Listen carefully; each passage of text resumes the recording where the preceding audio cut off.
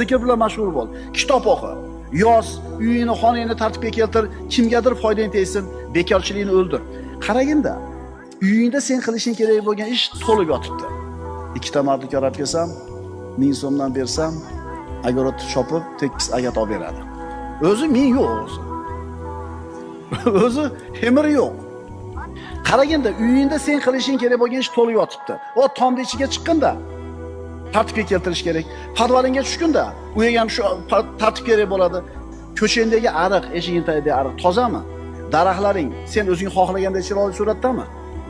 Birodarlar, musulmon odam bekarchi bo'lishi mumkin emas. O'tirmaysizmi, dada, sizga nima deysiz? Yo'q, u mehnat qilib o'rgangan, mehnat bilan o'zini tirik his qiladi, mehnat bilan o'zini baxtli his qiladi.